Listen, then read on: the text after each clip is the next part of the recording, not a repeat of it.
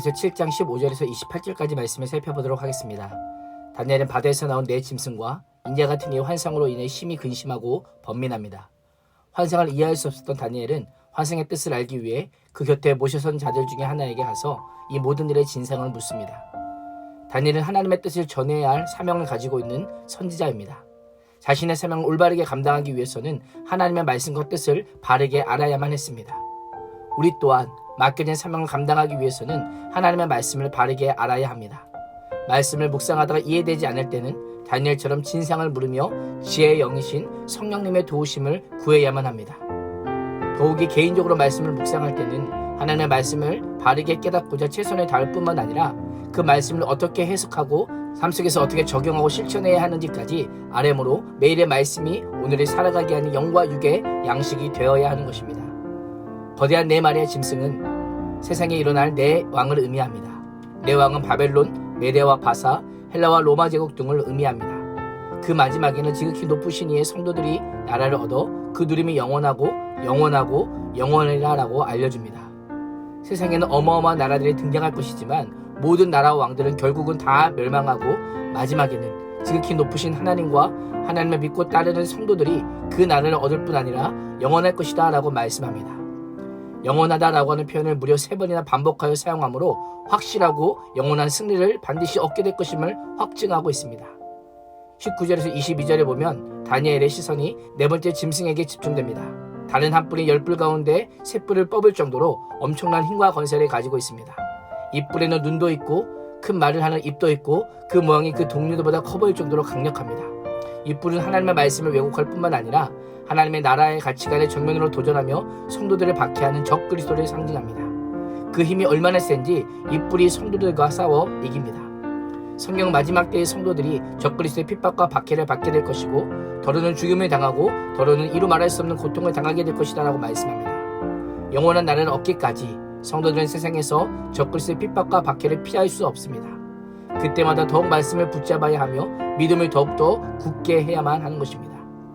성도들이 희생을 당하고 환난에 떨어지지만 다른 한 뿔의 승리는 오래가지 못합니다. 22절은 때가 이름에 성도들이 이 나라를 얻었다라고 말씀하면서 적 그리스도의 승리는 영원한 승리가 아니라 옛적부터 항상 계신 이가 개입하기 전까지만 일시적인 승리임을 알려줍니다. 넷째 짐승은 이전의 다른 세 나라와 비교할 수 없을 정도로 강력하고 잔혹하여 온 세상을 집어삼키고 짓밟아 으스러뜨릴 것입니다. 지극히 높으신 하나님의 말로 대적하며 성도들을 괴롭히고 때와 법을 고칠 것입니다. 성도들은 한 때와 두 때와 반때 동안 그의 손에 넘겨지지만 이 폭군의 통치는 오래가지 못합니다. 심판이 시작되면 그는 권세를 빼앗기고 완전히 영원한 멸망에 떨어지게 될 것입니다.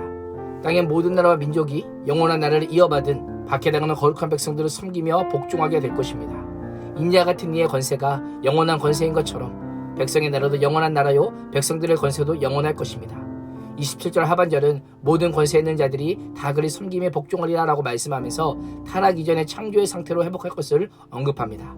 타락 이후에는 죄악된 모든 인간이 하나님을 섬기기를 거부했지만 영원하신 하나님의 심판 이후 모든 피조 세계가 회복될 것이고 그 결과 성도들은 오직 하나님만을 섬기고 하나님의 말씀에 복종하게 될 것임을 말씀하고 있습니다.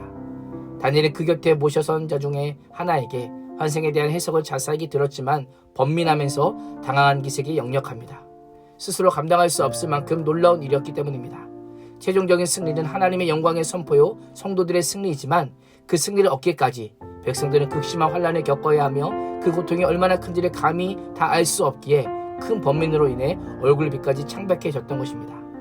기독교 역사를 보면 성도들에게 고난 없는 신앙생활은 없었습니다. 한국 초기 기독교 역사도 모진 핍박과 박해의 역사입니다. 그러나 짐승의 때는 반드시 끝이 납니다. 하나님께서 심판으로 임하시는 그날 박해는 끝나고 성도의 승리와 성도의 영광이 밝히 드러나게 될 것입니다.